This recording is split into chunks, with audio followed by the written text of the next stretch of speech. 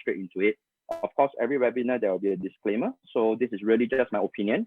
All right. And some of the, so you need to have your own say. You need to have your own opinion before you can actually speak to your clients about it. All right. So let's talk about the HDB prices in 2021. So how has the HDB prices been performing in 2021? There's a lot of talks about it, but I believe you read a lot. You read a lot from the newspapers, you read a lot from Facebook, you read a lot from social media. But how is it that you're actually able to present it to your customers?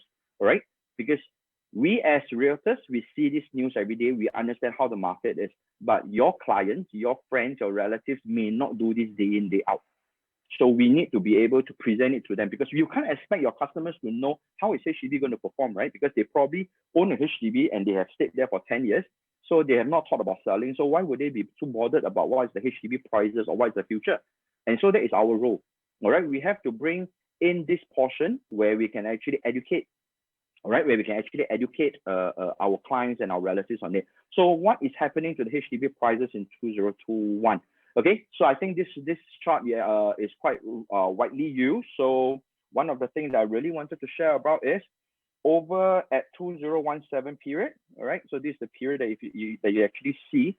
So we can actually see that the private property as well as the HDB prices have started, in terms of the price index, has started to widen. So during then, I actually raised a concern to say that if this continues, which means that the price gap continues, I think the value of HDB is something going to be very worrying about. All right. So like I mentioned, in terms of quarter 3 of 2020, we actually see this phenomenon now. All right, where we actually see that the HDB index as well as the private index, they're actually moving in tandem now. You can see since from the very start in 2013, what happened is during then, if private property increased, HDB also increased. If it falls, it will also fall. But in 2017, 2018, that is the time that we actually see something different. All right, private property increased, HDB actually is on the downtrend. But now we're actually seeing something go. And we are saying that it's moving back in tandem, although the gap is still there. Okay, so why is this so? What is the reason this actually, what actually causes this change now? Okay, so I think if you have been following ERA's monthly talk by Marcus, so this is actually something that I actually extracted from his slides. So if you can see that this is the HDB resale volume from actually Jan to May 2021.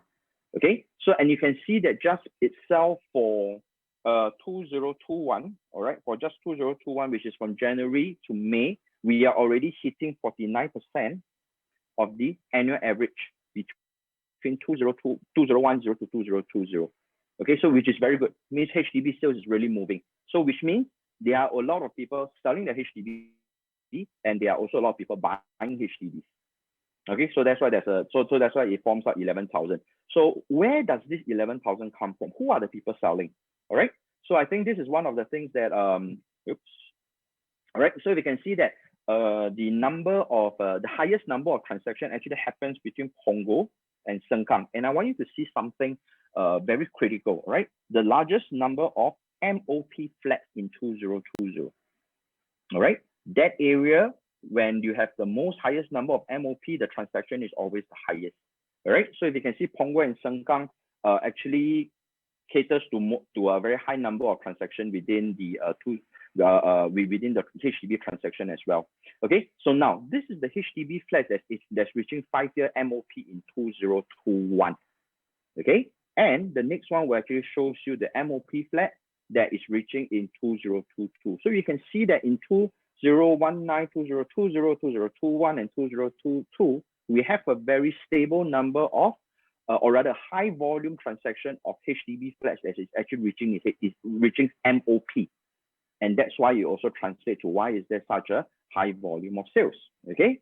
So if you can see the high, like I mentioned, the MOP in 2021 and 2022, total there will be about 61,000 of units that's going to reach MOP in 2021 and 2022. Ladies and gentlemen, this number of MOP flats reaching per year, it is not a normal situation that we are seeing. All right, why is there a high transaction of MOP flats since the past few years until even this year or even next year? This is not the common phenomenon that we're actually seeing. It is not. All right, so actually what happens 8 years or 9 years ago that causes this phenomenon now. Okay, so if you remember in 2011, okay, just recall a little bit of memory. In 2011, I think our new, the then new National Development Minister, which is Mr. 𝗨𝗿𝗯𝗏, actually announced that he actually gotten HDB to ramp up the building of flats. Why? Because this has been one of the key concerns during the general election. So 2011, there was a sudden surge and they just built a lot of HDB because they want to clear up the backlog. They just continue to build. And this is what happens in 2011, all right, to 2013. So if you can see that a stable number of flats is actually within this 15,000 mark. This is a very nominal, or rather the standard. Okay, but in 2011, 2012, 2013, that was a very quick, there was a very huge number of flats that's actually been ramped up. Okay, so if you can see the figure that they actually hovers is actually between the 25,000 to 30,000, which is at least a good 10,000 more than the norm, or just slightly less than 10,000. So this is what actually happens. Okay, and if you actually see in 2018, so if you can see HDB to launch 17,000 of new flats in 2018, as compared to the earlier one, which is about 25,000, this kind of mark. All right, 20 over 1,000, this kind of mark. So ladies and gentlemen, this is the norm. Somehow this is the norm. This is abnormal. It was during then something needs to happen, and that's why there was a ramp up in HDB flats, and that is why in 2011, if you have built, all right, 2011, you need to add 3 years of building time. You need to add 5 years of MOP period. So that is when 2019. All right, so this is probably going to be 2019, 2020, 2021, 2022. So if you can see that there's a high volume. So in terms of the newer flats flooding the market, it's not going to stop. All right, it's not going to stop, at least for this year and next year. It is still going to be there. Okay, and this situation, like I said, is not normal. And again, it's also due to COVID. All right, because of COVID situation, then that's when you see there's a lot of there's a ban in terms of the long-term pass holders or short-term visitors coming in. We have got delays in our construction. We are not opening our borders, so there's a lot of BTO delays, and as such, there's a lot of buyers in the market that actually doesn't want to wait. So they actually tend to trend towards the resale property like HDB and condos. Okay, so if I have my own opinion, right? If I may share my own opinion, I believe this is something to really watch out, because this is not something that is going to, be there for long. What do I mean by that? Which means this phenomenon is not there to stay. All right, this phenomenon is not there to stay. Meaning to say that once the surge of the HDB flats that reaches its MOP has started to slow down, we may start to see a change in terms of the HDB property index. That's my opinion. All right. And if we also look at it, it seems like a lot of people are actually going into the newer flats. Again, it means that people who are holding the older flats, there is something to be really worried about. Okay. And if I talk about newer flats, based on research, I think in the market, people always talk about less than 10 years. So if you're holding a flat that's more than 10 years, you do not belong to the newer flat category. Okay, so where are all these buyers going into now? I think buyers tend to go into newer HDBs. All right, and it's also because of the newer HDBs, and that's why I believe the price index have been going up. But does it still really apply for old HDB? All right, all of you are in the market, y'all will know. I don't have to really share on that. Okay. So this comes to this part where I want to talk about what is the future of HDB. Okay, because like I said, the phenomenon now is, what is happening now is not permanent. All right, COVID just happens, but we are already finding solutions for it. And I think we have already come to a stage where I think maybe on the 12th of July, that we will ease some of the measures. And we have already been educating, government has already been educating that we need to live with COVID. All right, we need to treat COVID like a common flu. So it's something that we have to live in. So we have to live with. So as such, I think this, if COVID is going to stay, means COVID is going to stay, but then the number of MOP flats is eventually going to die down because of 2011, like I said, it's not going to be always so high. Okay, when Mr. 𝗨𝗏𝗯 took over, it's only 17 now, so there's going to be a drastic drop. Okay, but definitely older HDBs will also face this problem. Okay, so future of HDB, I think we really need to go back to 2017 to 2018 because this is something that is really true, but people tend to forget about it. We are only looking at what is happening in the current market, but we actually forgot what actually happens in 2017 and 2018, and whether this fact that actually happens in 2017, 2001 is going to stay with us. So it's really a good time to actually remember, all right, to remember what exactly happened in 2017, 2018. So if you see in 2017, March 24, what happened is when Mr. 𝗨𝗏𝗯 came in, he actually mentioned that don't assume that all HDB flats will become eligible for 𝗓𝗔. 𝗓𝗔 is actually the selective en bloc, all right, redevelopment scheme for HDBs, okay? And then if you actually see this, he also mentioned that do not assume that all HDB flats will be automatically eligible. And at the same time, only 4% of HDB flats have been identified for 𝗓𝗔 since it launched in 1995. Okay, if I'm not mistaken, I read a report, the number has actually increased by 1%. It is now about 5%. But yet the entire HDB numbers in Singapore, only 5% has been selected for en bloc, which very much means that 95% that doesn't fall into the 𝗓𝗔 category, what's going to happen to the future? They will belong to the older flats.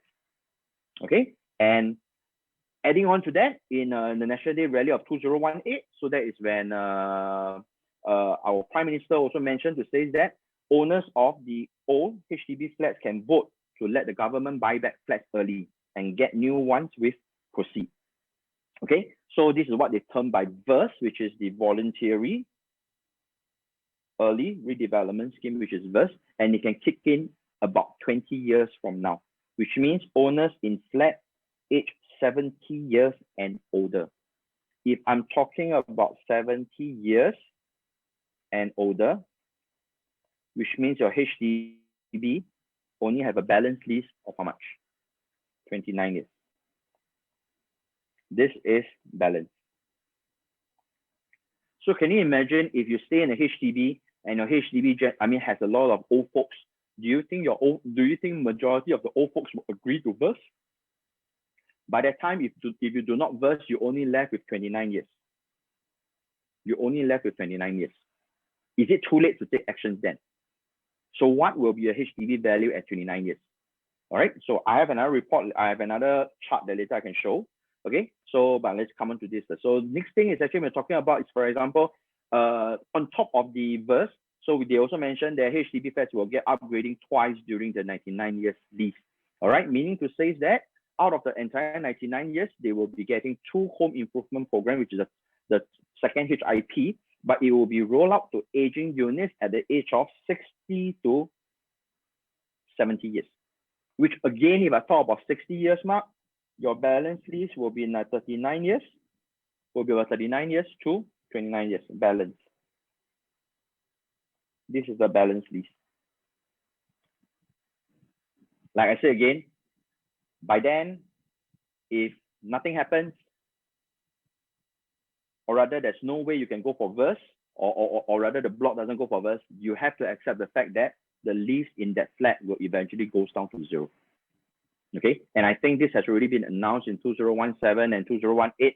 So we cannot see the actual situation that's happening in the market now, and then we will tend to feel that, oh no, HDB prices will just continue to appreciate.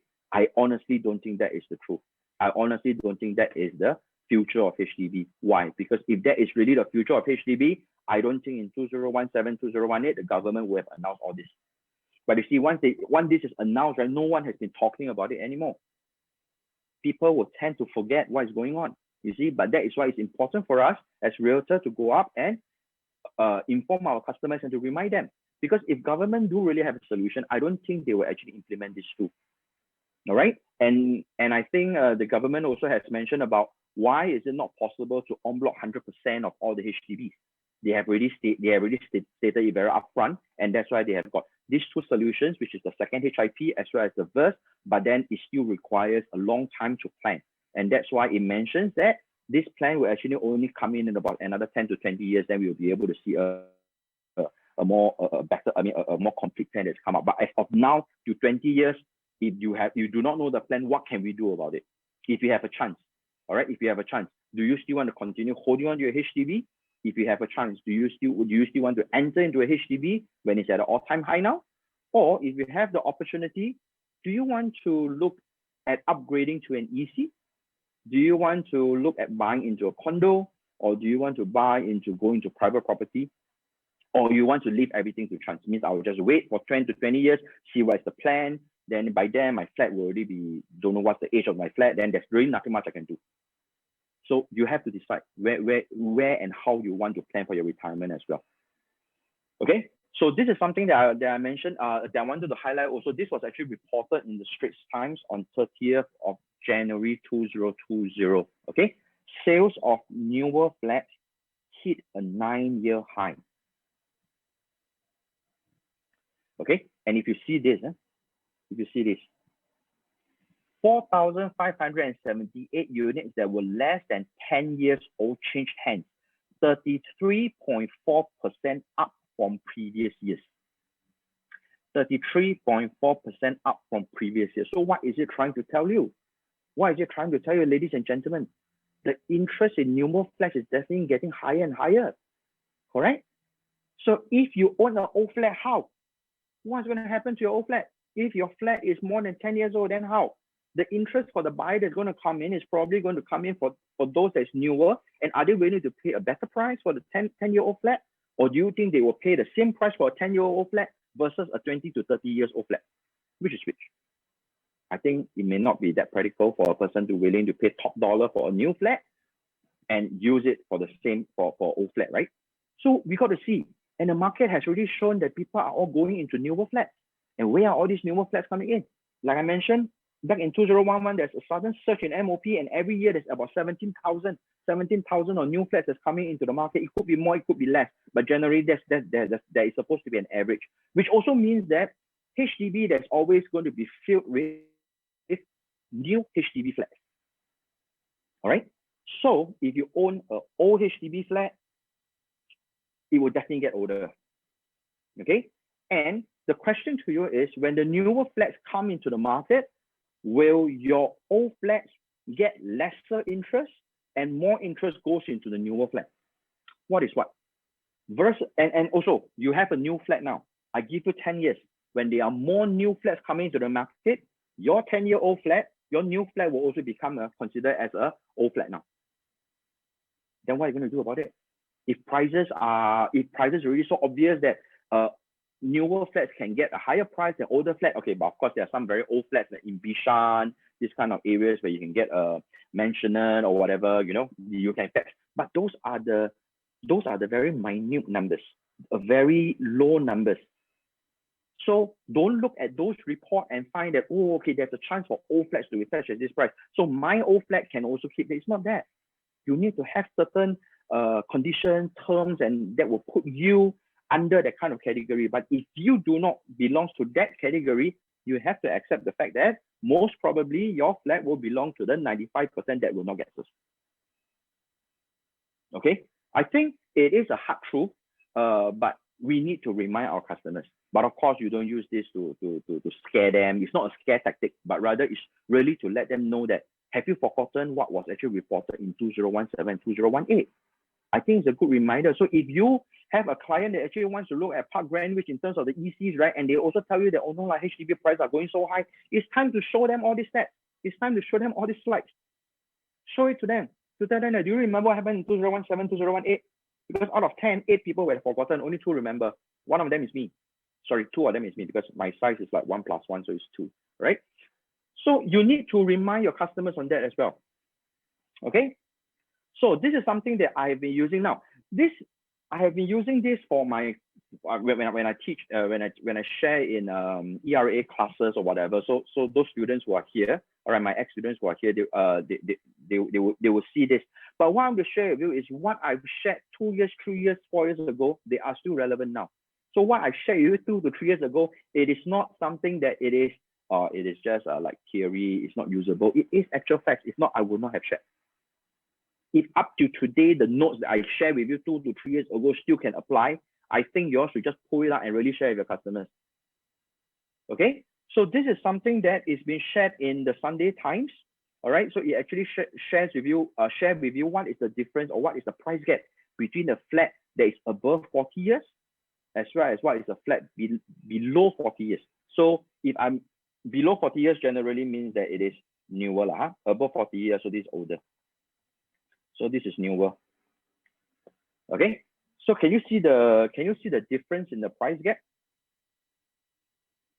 Flats above 40 years in 2017. All right, flats above 40 years in 2017 versus flats below 40 years in 2017 in Queenstown, there's a price gap of 27%.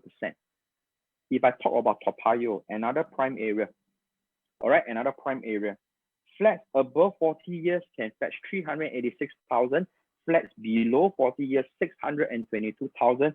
The price gap is 61%. Ladies and gentlemen, will you hope that you are actually holding a flat that's below 40 years, or will you have really prayed that your flat is actually above 40 years? If you can see that this is the true price gap already been reported in 2017, I'm sure in now, although it's in 2021, I'm sure this phenomenon is still the same because all of us are active in the market. When we bring buyers around, our buyers they tell us, don't bring me to too old a development. I don't want too old a development. Of course, too old development, we also have issues with CPF usage, but that's totally another topic. But we talk about the buyer's interest. Do you think buyers want to go into a newer estate, as in the same estate with newer blocks, or do you want to go in the estate with old blocks? What is the percentage? You are in the market, you know. All right, you are in the market, you know. So this is the phenomenon I'm showing to you. All right. And with the previous report that I will show you to say that the increase in buyers coming in to get newer flats is getting higher and higher. So if your client own an old flat, or if you yourself own an old flat, you have a chance to upgrade or to change your property now. Please seriously go and look at it. It is not, or rather, it is not possible for us to keep sharing with people how do we upgrade our own property assets or do asset progression where you yourself is not doing it. You need to believe in that. You need to be doing it before you can advise your clients. Don't you think that's the way? Okay, so this information has to sink into you. You need to agree to this. You need to understand this before you can really go out and share. All right, I'm not asking you to remember scripts. I'm asking you to absorb. All right, absorb the reality. This is what is happening, and so that you can just share freely and share willingly with your customers. They will be able to accept it. They will be able to understand it because they feel that you're really sharing something from your heart. Okay, so again, this is something which I've shared long ago, and this is something that's in the papers.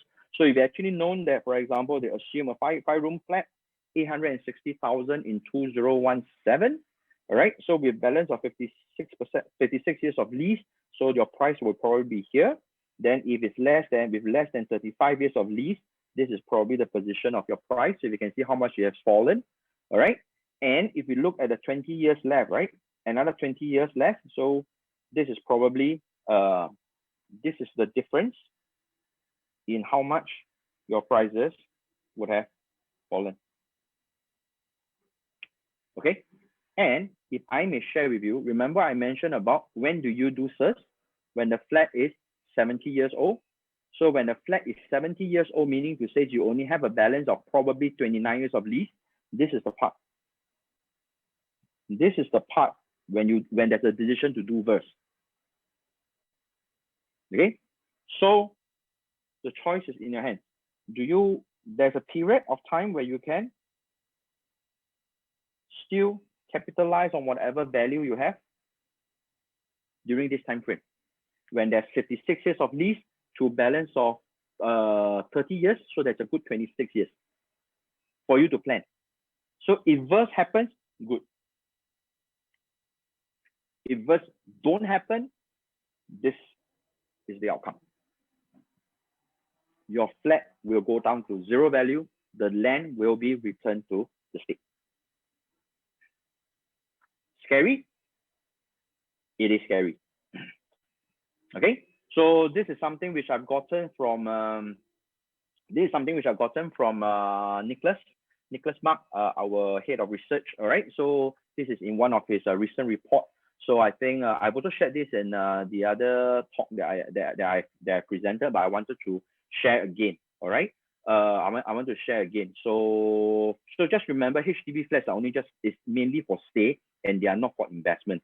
Okay, so I also mentioned before that the HDB price index, all right, resale price index actually declined during the Asia financial crisis in 1998 and 2001 recession, but appreciated, all right, appreciated during the global financial crisis. Okay, so which means during crisis, prices may go up or go down, nothing spectacular because it has happened both ways. All right, but understanding the concept and the basis of HDB flat is something that we need to have.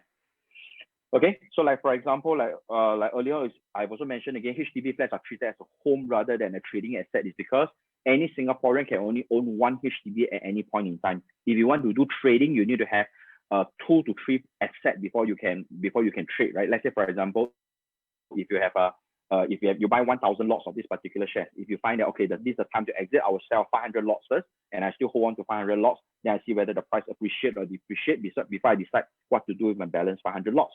But for HDB flat, it's not true. You only have one HDB flat. It's either you sell, or you don't sell. That's it. So there's nothing much you can speculate with. HDB about. Okay. And also another thing is, the government actually controls over the primary housing market and actually holds monopoly over the HDB primary market. So what do we mean by the primary market? Okay, primary market very much is the BTO or the sales of balance flat. Okay, because they control the supply. At the same time, they also control the prices of the new HDB flats. So in terms of resale flat, they also control it in a way how? By regulations, in terms of policies as well as subsidies. Okay, so like I mentioned, there's a influx of the younger resale flats. Okay, and they are definitely expanding their market share. Okay, now this is the part that I want everybody to really take note of this. Okay, now older HDB flats is either they get CERS, if not they go for VERS. If not, prices will go down to zero value and the land will return to HDB.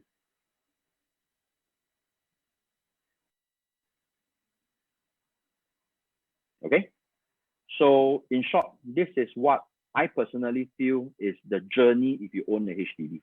Okay, so for example, if you own a HDB, you need to accept the fact that there will always be new HDB supply coming into the market. There will always be, because government will always build BTOs. So this is something true, which means that my flat currently is new now. All right, my flat currently is new now. There will always be newer flats coming in, and it's controlled by who? By HDB, by government. Okay, so once this newer HDB comes to the market, once they reach 5 years, they will also become resale, and this resale, like I said, this resale HDB will start to hit the market, and then you will have direct competition between your flat versus a newer flat. Okay, so the next stage of the journey of HDB is older flat lease will definitely depreciate, and value may depreciate. For webinar purpose, I will use value may depreciate. In my own heart, value will depreciate. Okay, y'all guess what's the word? Will depreciate. Okay, my own version, my own version. But for webinar purposes, value may depreciate. If you all follow whatever I shared based on the earlier graph that was reported in Straits Times. Okay, so when you get when your flat starts to get old, all right, you have one chance to go for CERS. But we know a true fact of CERS is only 5% so far. There's only 5% of the flats that have actually gotten CERS. Okay, and then after that, you have a chance to go for your second HIP. Okay, second HIP is they mentioned about after your flat is about 60 years to 70 years, right? 60 to 70 years. So you get a second HIP. So you get further upgrading to your old flat. All right, and then after that, when it hits 70 years, that's where you can go for VERS. So VERS is, like I mentioned, it has to be your neighbors, people agrees to 𝗏. So what is the mechanics behind the approval for 𝗏? No one knows. Because let's just imagine, this is a cluster of HDB. All right, there's block 636D, 636C, all these are blocks. All these are blocks. Imagine this block agree to go for 𝗏. But this one, no. Do you think government will 𝗏 this block? Meaning to say this entire cluster, right? This entire cluster, right? Government cannot touch, cannot touch for the next easily 20 over years. So they will 𝗏 this, they will 𝗏 this, all right? And then they will move out everybody here to a new flat. But then the rest of these flats, right? You don't want to 𝗏 right flat, I just hold for the cluster. Honestly, I don't think that is possible. I have a big plot of land, just one block go for 𝗏. I let that one block go for 𝗏. I give them a new flat. The rest of the over blocks, I can't touch them. I still have to wait for the lease to end in another 20 to 30 years before I can tear everything down and build something before I can create more flats to replenish the older flats. But is this really possible? I don't know. The plan is not, but to me, I think it's high chance it cannot. So to get 𝗏, I think the criteria should also be a little bit more difficult. It could either be a cluster or then there's probably more things to it. I'm just speculating. So like I said, government is still planning it, but offhand, if you were to ask me, I think 𝗏 is quite difficult. All right, 𝗏 is going to be quite difficult. So eventually, like I said, if your 𝗏 is not successful, then it will be a zero value and the land will return to the state. Meaning to say that this is really going to be a $0 gain. So it doesn't matter how much you have bought. Whether you have bought this property at $6,800, today you can fetch $278,000 in Sterling Road. Eventually, when it goes down to zero, it is zero value, nothing. So even like 𝗨𝗏𝗏𝗏, people who stay in 𝗨𝗏𝗏𝗏, yesterday I just met one of my agent's cousin. So we were talking about it. 𝗨𝗏𝗏𝗏. I think now his low floor can fetch about 600 over 1,000, close to 700,000, and he has bought it for quite cheap. He bought the property quite cheap, and he's bought it as a sales or balance rate, if I'm not mistaken. No, bought it as a first timer. All right. So he also appreciates 600 over 1,000. So if eventually today you can fetch 600 over 1,000, you don't do anything. Eventually, when your lease goes down to $0, it is still a zero sum game. It still goes down to zero.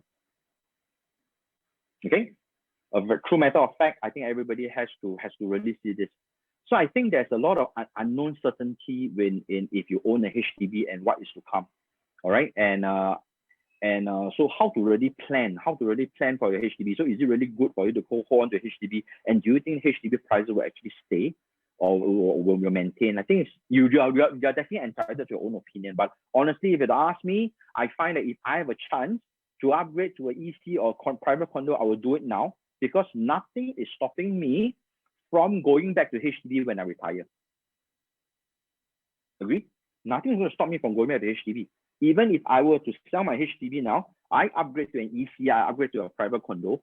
Any point in time when I want to exit from the private property, I can always go back and buy a resale HDB. There's no restriction on me. I can just buy. So is this going to be a better plan for your customers? Rather than holding on to their HDB now, if they have a chance to upgrade, or even the young couples. The young couples, they may think about, I want to enter into the HDB because it's more affordable, because it's easier, But a lot of people actually don't really bother about the future of HDB because many people don't actually have that concept. And let's be very honest, it's only in the past recent years, I think it starts to get into people to talk about how to actually be profiting from property investment. My parents' generation, they never talk about that. My parents' generation, they are all only just to buy one HDB. That's it. That even like when I want to do investment, my grandmother will be asking me, why buy property? Don't need one property is enough really, correct? I don't know, but that's my parents and my grandma. So they will also be telling me because this has not been a concept with them over at their generation, but it's only this generation. I'm still young, I'm 28. Okay, so it's only this generation that we are actually experiencing this now. Okay, so I think all the more we need to do more. We need to do more to reach out. All right, to reach out. So private property, I think is much simpler. You own a private property, right? It's just this. So as long as you have 80%, if for a flat, for a development that's more than 10 years, you just need 80% to approve for en bloc. All right, and then you can just go and sell it.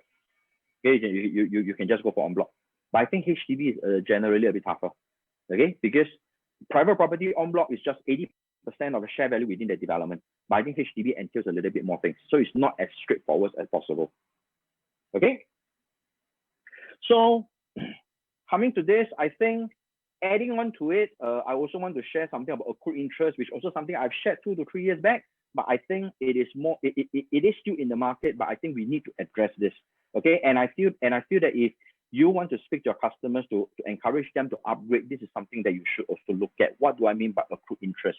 Okay, so what is accrued interest? Accrued interest is something like from your ordinary account. All right, as long as if you keep your money, if you keep the money in your CPF OA, you will earn a 2.5% per annum from the government. Government will pay you 2.5%. But if you use it for your property, you need to pay yourself that 2.5%. You need to pay yourself that 2.5%. Okay, so very straightforward. Your CPF OA, you keep it inside CPF OA, government gives you 2.5%. You use your CPF for your property, you need to pay yourself 2.5% per annum. Okay, so it's just this and that. So just say for example, now this is something that I got from one of my customers. All right, so this is so if you can see, he actually used $51,500. All right, in 2013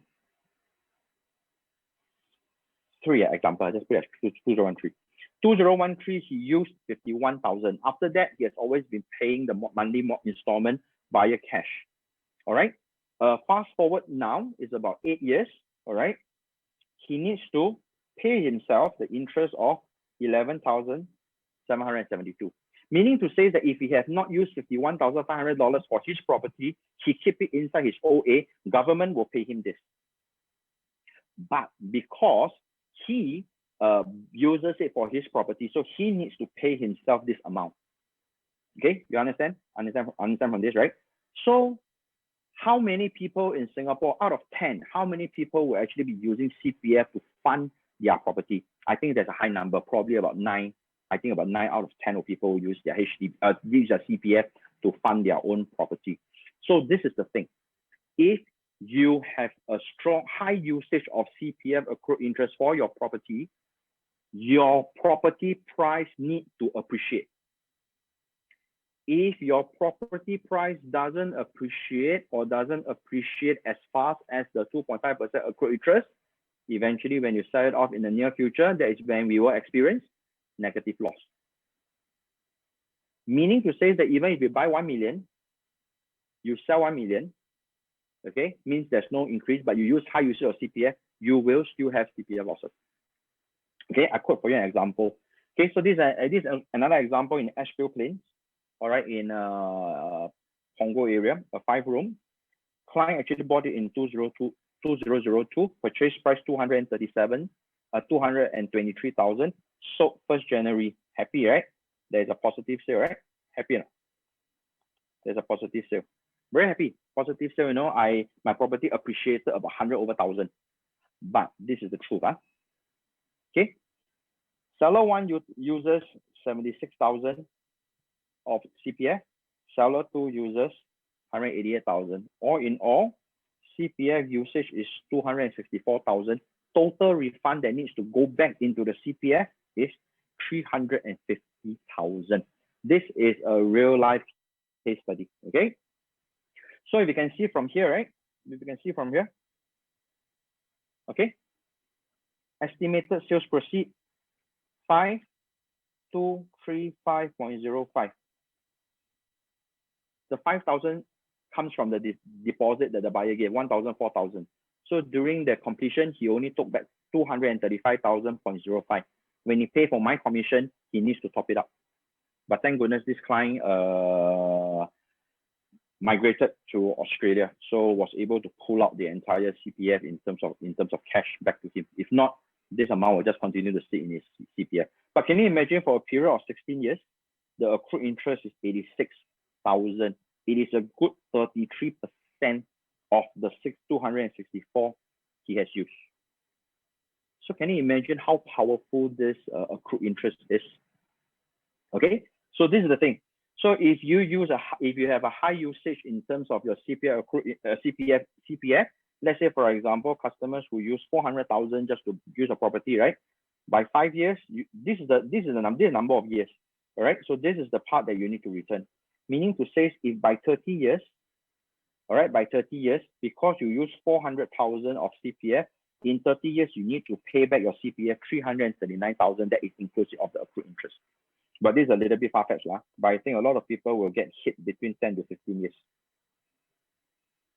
So the higher CPF used for this property, the higher the returns of your CPF, including your CPF accrued interest. So that is why it's important to make sure that your property also appreciates in value. Also appreciates in value. So if you own a older HDB, your property price stays stagnant. Your property price stays stagnant, and you use CPF, and CPF accrued interest is growing. What's going to happen to you? What's going to happen to you? Big issue, right? How do you plan to do that for your retirement? This is definitely not a retirement plan, because you want to use high CPF interest, okay, provided that your property appreciates. If a property doesn't appreciate and you use high CPF, I think that's it. When you sell, you will get $0. You will still suffer negative loss. Then you will rather, you just keep that CPF in your OA and government will still pay you the amount. Isn't it better? So if you want to own a property, you have to ensure that your property appreciates in value. Then when you use your CPF, it's not so scary, because your CPF accrued interest, but your value just keeps increasing. You will still be able to draw out certain amount of money.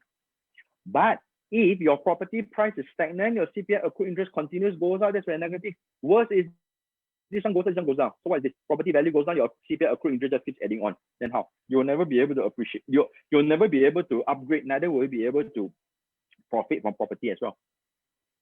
All right? Okay? Did I scare most of you? Okay. Any questions for me so far?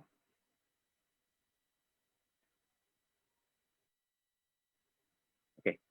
Let me just go straight into the next pointer. All right.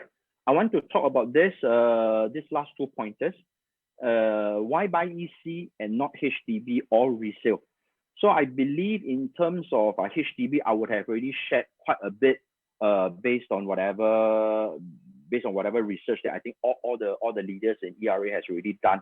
So I think it's very, very straightforward. There's really no the other way for HDB, in my opinion, as of now. All right, based on everything that's now, I think it's a very clear direction that we're definitely looking at. So, which is why I honestly I'm holding back a lot of my clients from buying HDB unless really no choice. If they really have to buy HDB, then no choice, we have to enter into it. But if not, if we really do have a choice, I seriously think that HDB is not a sector that I would want them to enter now. Okay, so why EC then? All right, and not HDB or resale. Okay, so let's just look at it.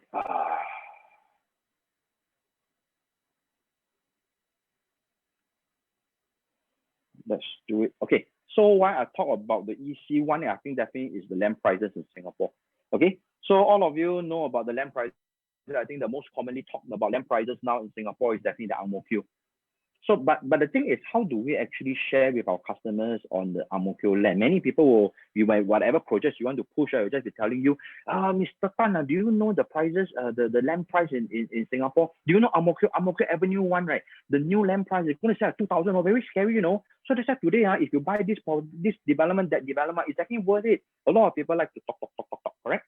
Or if not, we will probably just show this to say that, hey, you know, developers actually bid this 𝗚𝗿𝗄𝗏 land at this break-even price.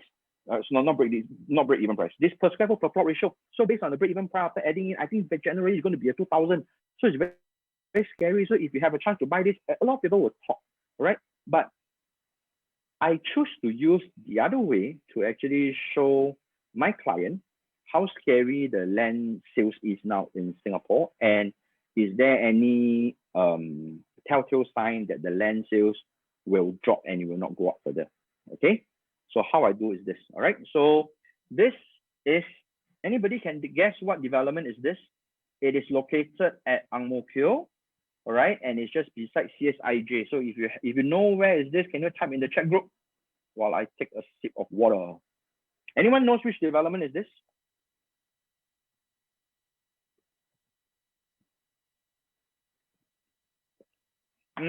Thank you, Lynn. Pano, yes, correct. Okay, good. Panorama. All right. I think it has a very beautiful bridge, and it's also in this development. I made a lot of good friends from ERA. All right, when I was still in when I was one of the core team for this development. Yes. So this is the land. This is Panorama. All right, also in Ang Mo Kio, and this shows the new Ang Mo Kio Avenue 1 land, or the land parcels that was just successfully been tendered. All right. So I will use this to actually show my client how scary the prices is. All right. So what I do is this is my favorite from 𝗨𝗏𝗏𝗏. Okay, for underland sales, you'll be able to get this out. So if you can see that, so Ang Mo Kio for Panorama, right? For Panorama, all right. For Panorama, I think this is the highest bid, 789.9, all right, per square foot, and then the break-even price was 1,302. Okay, we talk about this current land sales 1,118, and we are talking about break-even price of 1,822. So if I do a very short summary for you, all right, 2013, the one on the left in Panorama, highest bid 789, break even 1,302. Okay, and 2021, the highest bid is 1,118, break even 1,822. When you compare this side by side, what is it scary? But this is the truth. All right, this is the truth. No one would have imagined in 8 years' time the land, same plot of the land in the same area in Ang Mo Kio Avenue 1. Both developments are not near to MRT or within walking distance to MRT, but it's just not at the doorstep. But in 8 years' time, the land sales can have a difference of $520 per square foot per plot ratio. It is in the same area. The earlier street directory map I've already shown you, they are within the same area in Ang Mo Kio. All right, but can you imagine just 8 years, it is a difference of $520 per square foot per plot ratio, ladies and gentlemen. Is this a very scary thing? All right, is this a very scary thing? Who would have imagined in 8 years' time? All right, and when we launched 2013, everybody says that Panorama is expensive.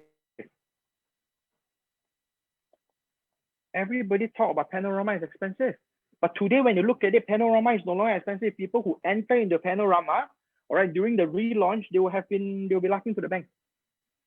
They are really laughing to the bank, right? So you all have to remember, no, people, whenever buyers want to buy from you, at the moment when they enter into the project, they'll tell you it's always expensive. But of course, we have other ways. We always tell people, like, for example, this is a break-even price. If you buy at this price, I think it's still a very safe entry, right? So that's another totally different topic. So, but there are ways of how we actually present to the customers in that way. But I guess this is a very clear indication that I think land sales in Singapore over time is definitely on the rise. Okay, just remember, same plot in Ang Mo Kio area, there is already a difference of $520 per square foot per plot ratio. Okay, this is really the truth. Same area, $520. And do you think that the prices in Ang Mo Kio will go back to 780? Will go back to $1,300 over dollars break-even price? I think it's going to be very tough.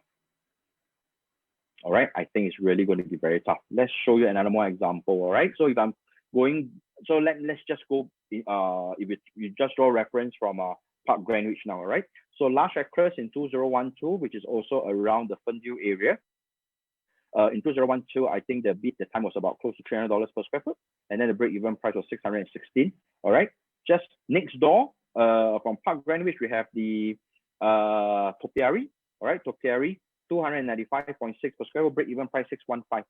Okay, And today we're looking at Parc Greenwich in 2020, the highest bid 555,998 per square foot. Everybody will be like, oh gosh, then there's no way I should enter at Parc Greenwich. Why would I buy Parc Greenwich? Next two plots have already the break even was 616. They would have bought it below 1,000. So why would I want to buy Parc Greenwich at today's price, right? Because you're really so high, Jim. You by showing this is definitely my client will tell me that. But why I want to show this is because we have to acknowledge the fact that land sales is not going to come down. All right, developers are hungry for land.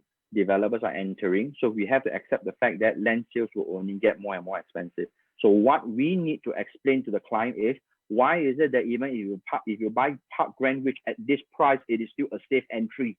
Why is it still safe? You need to tell them, because you can just tell them, you know, you want to go back to large acres price. You want to buy Parc Greenwich at 𝗨𝗿𝗏𝗏 price. You can only look for two person, which is Mr. Tan and Madam Man. All right, Mr. Tan is Mr. Tan Kuku, and Madam Man is Madam Maman Tan. They will not come. There's no way in today's market we are going back to 2012 prices, ladies and gentlemen. There's no way we are going back. This is something that we need to acknowledge. We can only regret to say that in 2012, when the land was big, when they actually sell large acres and 𝗨𝗏𝗏𝗏, we didn't buy because that area is like 𝗪𝗏𝗏. Who will buy 𝗪𝗏𝗏𝗏? How will prices appreciate? I'm telling you, because a lot of people don't study into the master plan. A lot of people don't understand what is the government's plan in the area. Is there going to be redevelopment? There's a lot of rejuvenation going on. So all these are government's plan to actually increase the value of the assets around that area. So by only looking at that is not good enough. You need to also look at the master plan. All right, you also need to look at the master plan. So ladies and gentlemen, land sales is not going to go down, in my opinion. Second is, if you want to buy back the old price, it's also not possible.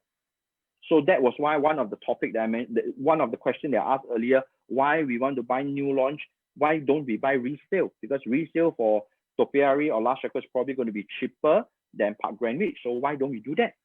I'll explain to you all. I've already prepared for that. All right, I will prepare for that, and that's why I shared to say that Parc Greenwich is really something that you all can enter, or your customers can enter into it. Okay, so this is a summary of the land. Some are existing projects, and some are future projects. So if you can see, River Cove, actually interesting for older agents like myself. River Cove at that point in time, when we mentioned the land price 355, when we mentioned break-even price 686, that time is supposed to launch at $900, $1,000 per square foot. Everybody has one word in mind. What's that word? This kind of price, how to sell? Sure, correct? We look at today's market. Those people whom we thought they are laughing their way to the bank. Serious, they are laughing their way to the bank. They they go to the bank. So it's the people who actually didn't enter into River Cove at a point in time, right? They'll probably have to find one very hard word and bang their head against it. Look at all the recent land sales. Look at all the recent EC now. All right, Pyrmont Grand, Parc Canberra, Ola, Parc Central, Provence, Parc Greenwich. Look at their price. Can you all see that, ladies and gentlemen? Can you see that, ladies and gentlemen? Okay, so this is something that we have to acknowledge, all right? But when all of us were telling ourselves, what such prices, how to sell, right? Suddenly we got two more surprises. So, or rather one key surprises, which is Tengah Garden Walk. Suddenly we see this per square foot land price go above the 500. The first figure is no longer 5, it goes 600. So because of this land, it makes all the rest of this EC prices very attractive. Would you agree with me? You agree, right? Because the land sales in Tengah has made all the existing EC prices attractive, because their land sales were not so high. And we are trying to aim for a newer price in terms of the EC. Just example, for those who are very, for those who do private property, you know One North Eden? one-off Eden at a point in time, who would have thought that the land sale price can be 1,000 and we can actually sell $1,900 per square foot? Who would have thought one-off Eden, $1,900 per square foot is going to be a new price that everybody's trying to I mean, like, no developer would have expected one-off would be able to hit that. But one-off has already hit that number of sales, and there's 2 more plots coming up in the Slim Barracks area.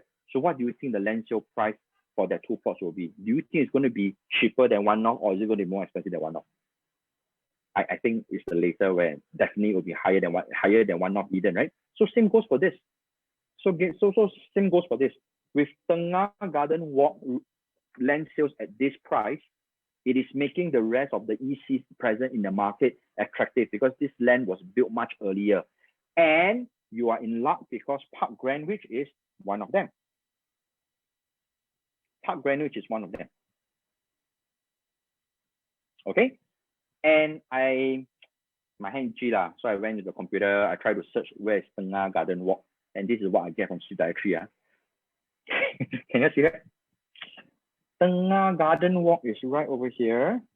All right, so this is where the future EC is going to be. Can you see it's all green? It's all forested area. It's all forested area. But this one can do 603 per square foot per plot ratio. What do you think? Versus Parc Greenwich, the location, you have Seletar Mall just right across. You know, the area is already like developed, and then there's going to be future plans around the area. Then what? Don't you think it makes Parc Greenwich very attractive? Okay, some of you will probably tell me, but Jim, one is in Fernview, one is in Tengah. It's totally two different areas. But ladies and gentlemen, if an EC plot in Tengah can fetch 603 per square foot per plot ratio, it is going to set a new benchmark for all the ECs. All the developers will know that it doesn't matter whether you're in Fernview or whether you're in Tengah. As an EC component, this EC in Tengah is a forested area. It is still up and coming, but it's still a long way ahead. Can fetch 603. It doesn't matter. Any EC, it will set a new benchmark for ECs. Okay, so don't be too worried about one is Fernview, one is Tengah. We cannot compare this way, but we are talking about EC as a component by itself. Okay, so there's different way of looking at it. Okay, so like I mentioned, why we buy Parc Greenwich when Parc Greenwich is 2020 prices is 555 versus large acres, which they are only less than about $300 per square per plot ratio. That's why I say we're in luck. Why? This is what I've gotten. On the left is actually the master plan. On the right is actually street directory. So if you look at the master plan versus the street directory, these are the areas that will be up for future development. Okay, so if you can see over on this side, right? Over on this side, they are all residential plots.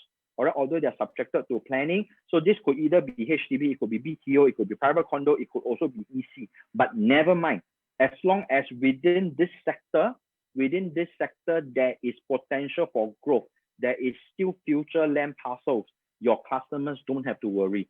You need to worry if you are buying the last plot within that area. Why? Because you are the last plot. There's no further benchmark. Okay, there's no further land sales that will actually, that can actually, how should I put it? There will be no other land sales that can justify to say that why this area there will be further growth. There will be no other plots. All right, so within this area, I think we are in luck because there are still development opportunities within this estate. All right, within the just within the vicinity of Parc Greenwich. So we are definitely not buying the last plot, so don't worry. So even if your customer is buying a new price over here based on the 2020 land sales versus 2012 land sales, you don't have to worry because there are future developments here. All right, I hope you all can get this because this is a very important objection that you will definitely face. You need to be prepared. All right, you need to be prepared when you meet your customers. Okay, so like I said, never is my own opinion. Never buy last plot. This is one thing that I always hold to myself. Okay.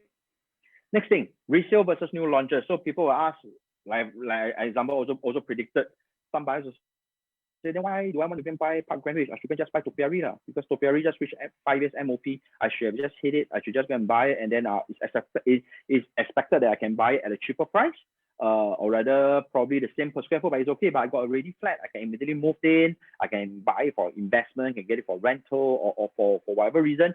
But let me just show you this. Okay, I'll just show you one chart to explain what I want to explain to you. All right. Now, this is in Riverbank, River Tree, as well as I'm comparing Riverbank, River Trees, as well as Seletar Spring. All right, so it's also around the 𝗨𝗿𝗯𝗆𝗏 area, the 𝗓𝗏𝗏 area. Okay, so this is Seletar Spring. All right, so this is Seletar Spring. So this is River Tree, and this is Riverbank. Okay, so this is River Tree, this is Riverbank, and this is Seletar Spring. Ladies and gentlemen, when Riverbank and River Tree was launched, they were launching at this price. And this price was actually higher than Seletar Springs. Okay. After the launch, I presume this is the part that they have gotten their TOP. The price increases. What about Seletar Spring? Straight line. It is a straight line. So this is the best example that you can show to your customers. Would you want to buy a new launch, or would you want to buy a resale condo? Like this is the very clear example. We are all in the same area. All right, Riverbank, River Tree, as well as Seletar Spring, we are probably all in the same area. But you can look at how people has benefited and profited from Riverbank and River Tree versus at a point in time you didn't buy Riverbank, River Tree because you feel that I go into Seletar Spring is of a lower per square foot, I will definitely earn more. So if you enter in the Seletar Spring, congratulations, your price has not increased. It's probably stayed stagnant. But if you have bought Riverbank and River Tree, congratulations, because you would have profited from the property purchase. Just this chart is enough to show to your customers. So just ask. New launch will definitely be higher than resale. Okay, in terms of the new launch sales price will definitely be higher than the resale. Okay, so with that, today, if you have a chance to buy 𝗨𝗏𝗏𝗏 versus Parc Greenwich, which one will you enter? Because if you can see, customers who have bought a resale, I'll just use this chart to further elaborate. If let's say, for example, people would have bought from developer, this is not the developer price. Okay, just example, just assume. Let's just assume, because I didn't plot it when I didn't plot it from the start. So just assume this is the developer price. All right, assume developer price. Today, if you buy a resale, even if you buy a resale at this price, okay, people who bought here, even if in present market today, they still sell it at this point, they will still be profiting because this is the price that they bought it at. But if you have bought the resale, if you have bought it around here, you need to sell higher. But Seletar Spring is not giving you that kind of advantage, right? Seletar Spring is not exhibiting that. So if you have a choice, would you want to buy at a developer price like all your other neighbors, or you want to buy a resale just like 𝗨𝗏𝗏𝗏, people who have bought from 𝗨𝗏𝗏𝗏 at developer's price, right? Would you want to buy a resale price where you're actually when you're actually buying higher than all the neighbors within the development? You decide. Okay, just this I think is enough. I'm using the same vicinity as Parc Greenwich. No difference. I'm not using another area now. I'm just using the same area, River Tree, Riverbank, and Seletar Spring. Okay, so this is again, I've always used this example from Eugene, and I think this is really very useful. Okay, so you can actually try using it to explain why is it good to actually buy this is Queen's condo, which is a resale, versus a new launch. Okay, so if you were just to see it, for example, people who has bought okay, y'all can go and read the details from this lah. If not, just go and download his talk, then you'll be able to get this example. I think this example you can really use it. I just use it for one of my other presentations yesterday. I think it's quite useful. Okay, so I think oops, oh, sorry, this one. Okay, so even talk about capital appreciation. So even after we talk about minusing off the stamp duty, all right, we can still see that new launch will still be able to, you will still be able to give you a better rewards in terms of the returns versus a resale condo. Okay, look at the example. I think is a very clear-cut example. All right, if you buy a new launch by a developer's price, if you buy the first mover advantage, I think it's definitely more rewarding for you as a property buyer. All right, so I'm coming to the last part of it because we always talk about exit plan. All right, we'll talk. So what is the exit plan for exit plan for EC? All right, EC exit plan is slightly it's slightly different from condominium in my opinion. All right. And let me just share with you how would I actually tell my customer why is it still worthwhile for them to enter into EC and what is their exit plan. All right, so meaning to say that if I'm very comfortable staying in my HDB, but I can upgrade, I'll just tell them, why don't you look at upgrading? All right, take the leap of faith, go into EC. All right, based on what I've shared with you, go into EC, and I'm going to present to you an exit plan. So you can choose to exit at this stage where you can gain profits out of your EC purchase, or if you decided against it, you want to continue to stay, no problem. But if you want to exit, you can always exit and move back to your HDB. But by that time, you will have already gained a certain amount of profit from your EC. So what is the exit plan that I'm talking about? Let me just share with you. So one of the key things I want to share about exit plan is definitely, why do you want to exit? We want to exit because after we make money from it, right? We want to have some form of capital appreciation from it, or whether we want to downsize because we used to have this because our kids are growing up, so we need a bigger space. Now that the kids are grown up, so I think we can afford to go back to have a retirement, use the money for holidays. So there are various reasons for exit plan, but if I were to just based on the monetary gains that we can have from EC, what is the potential? So based on this, what is the exit plan? So one way that your price will appreciate, all right, is definitely through the developers.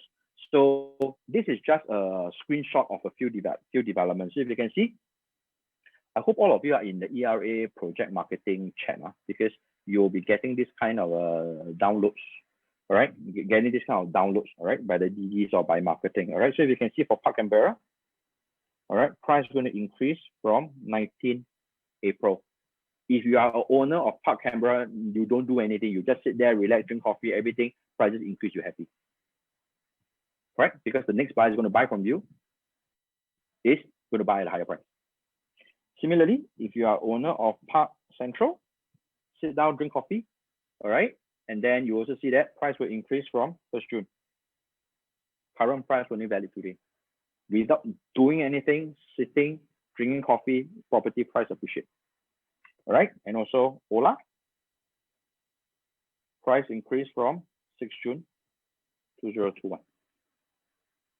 So this is one way that your property EC, your EC, if you buy from developer, you will be able to experience a price appreciation. First is always definitely you have to be thankful for developers. Why? Because developers always use the averaging kind of like the strategy that we always talk about. That is at the start, once I sell a certain amount of units, I will always just increase. By the end of it, that will be probably my maximum profit because it's always like that. When not many people are willing to buy based on floor plans. All right, they want to see. So when it's closer to TOP, naturally your pool of buyers will increase. So when a pool of buyer increase, developer can afford to sell at a higher price. Right. So this is one way of actually benefiting or property appreciation from developers without doing anything. You just buy during launch. If the price, everything works out, affordability, everything is okay. You just sit down, continue to drink coffee. Drink coffee until you see such messages. Price increase. Don't do anything. Okay, but don't drink coffee every day. I'm back for health. Okay, next one, at TOP. Why do I mean by at TOP there will be a chance for property to actually appreciate? This is the reason, all right? So I just draw out those examples of property or ECs that actually topped in 2015. All areas, we have Canberra, we have Heron Bay, which is Upper Serangoon, we have Choa Chu Kang, all right, and we also have Twin North Falls, all areas, all right? So where do I get this? Just going to HDB website, you will be able to see which are the ECs that TOP went, okay? So this TOP in 2015. So can you see that the property prices from this area has actually gone up to this area? So who are the buyers that actually bought here? Can anyone want to share? Can you just type in the group chat? Who are the buyers that actually sold, not sold, who are the buyers that actually bought? How come there could be units available there? Do you want to make a quick guess? Anybody? Okay, now I'll just give the answer because it's close to 3:30. I have my second jet today, so I have to speak a little bit faster. All right. So now this is the part where there's always bounce out units. Okay, when there are bounce out units, or suddenly this couple change boyfriend girlfriend, they cannot fulfill the no longer can fulfill the eligibility, then that's where the unit have to be bounced out. All right. So when it bounced out, what happens? Bounced out, it goes back to the developer. Developer will call the shots. So this is the part so this is the second time where your property will actually appreciate. One is definitely from the developer's averaging concept. Second is a TOP when they are bounce out units. So if you can see in 2015, whichever area you are, you always can see that the prices are actually so higher. Okay, another example in 2014, in TOP in 2014, now ladies and gentlemen, 2013, that's the time where we talk about TDSR, MSR introduction. All right, so we thought that during at that point in time, well, maybe the prices may not appreciate because at that point in time, it was for cooling measures. A lot of people don't want to buy, right? But look at ECs, all right? Parc at Tampines, Oxville, Blossom Residences, Canopy, again all over the place. Bukit Panjang, you have Serangoon, you have Tampines, you have Yishun, Canberra, the area, Sembawang, the area. Okay, so if you can see that even your TOP in 2014, can you look at this part? The property price actually increases from here. Still the same. Cooling measure, no cooling measure. One TOP's developer will increase price, buyers will buy. Okay, of course, you still have to fulfill the eligibility to buy EC. So that's only the pool of buyers. But developers will increase the price for you when there's a bounce out unit. Okay, so you of course, if as an owner, you don't pray for there's a bounce out because you pray there's a bounce out means people cannot get married, people change boyfriend. You don't pray for that, right? But I mean, if you know that they are bounce out, you should be happy. But you don't pray for that. Okay, let it happen naturally. Okay, so the other one is a 2019 TOP. I think 100 Palms, East Residences, and Northway. So if you can see how the prices have actually shot up from here. Can you see that how the prices have shot up? Okay. I can honestly tell you, when we were selling East, when we were selling Northway, all right, these two projects, everybody says it's expensive. No one says it's good. No one says that the pricing is cheap. No one says that the location is perfect, except this. 100 Palms, oh, I tell you, everybody was dying for it. No matter what price, people still want to buy. Okay, so when we talk about East and Northway, location, okay, pricing, not something I want. But look at those people who bought. Look at those people who bought versus just top only. Just top. Look at the prices that we are gathering from here. They are sitting on paper gains, So you can tell me location not good, pricing not good. Why should I buy from developer? True fact is when there's a natural price increase. One is TOP. See, this is the TOP effect. TOP effect, bounce out unit. It will bound to happen. So you don't have to do anything. Just keep drinking coffee. Okay? Just keep drinking coffee, the price will increase. All right. So this is the next one that I talk about. Okay. The point number 3. All right. Oh, sorry, just lost my change of thoughts. So I mentioned price increase. One is from the developers because through the averaging. Second is when the TOP, when they're bounce out unit. All right. And third is definitely when it reaches MOP. All right, definitely when it reaches MOP. So remember we mentioned about when the property price really starts to recover.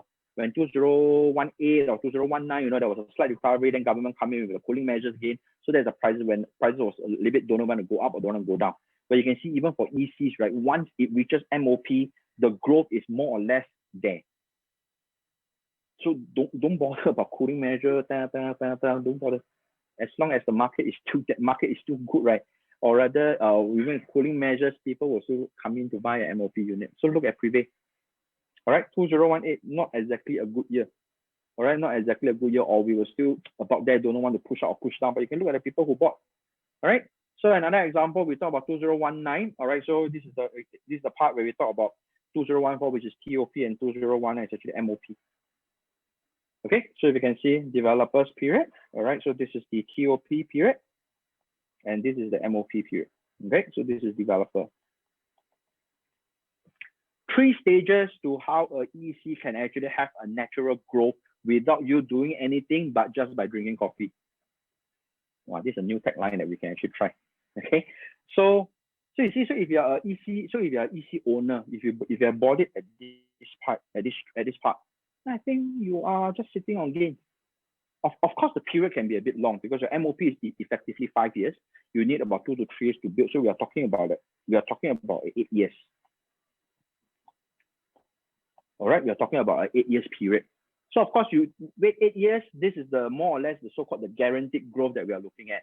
So don't you think there's something that one buyer may, especially for buyers who own HDB, and then if I want to buy private condos, I'm worried about the ABSD I have to come up with, the down payment to come up with. I cannot take loan or whatever. If I have existing loan, I only get to take 45% loan. That is the private property part. But you want to buy EC, even if you have an outstanding loan for HDB, you can still go and buy something. What we mean by the deferred payment, you can still do bridging loan on an existing HDB. Okay, this part I'm sure the leaders, and if I'm not mistaken, I think Rodney has already shared during one of his sessions. Betty also have shared, I think. So go back and read through their webinars. I think you will be able to understand that part of the calculation, right? So there's definitely you can cater to certain buyers that talk about this. All right. So again, this is another example. So even if I talk about 2015 in terms of the TOP, so you can see this is again developers averaging. You'll be able to benefit. 2015, we are talking about TOP. All right, 2020. We are talking about MOP. Okay. Now, don't be so worried about these two. Why is this two so low? I already checked. They are either ground floor units, or if not, they are super big unit. All right, super big unit. Okay, that's why the per square foot actually is a little bit lower. All right. Now, this is the part. So a lot of us also knows that for EC, right? When it's 5 years, when it becomes semi-privatized, we can actually sell to PR as well as a Singaporean only. When it reaches its 10th year, that's when we are open up to foreigners. So in today's market, is this still true? Because what I mean is, long time ago, when we were selling EC, everybody says that EC has 2 periods of growth. One is at its 5th year mark, when you appreciate, which is the MOP, which I've explained earlier. The next part is definitely on its 10th year. All right, on its 10th year, when we are open up to foreigners.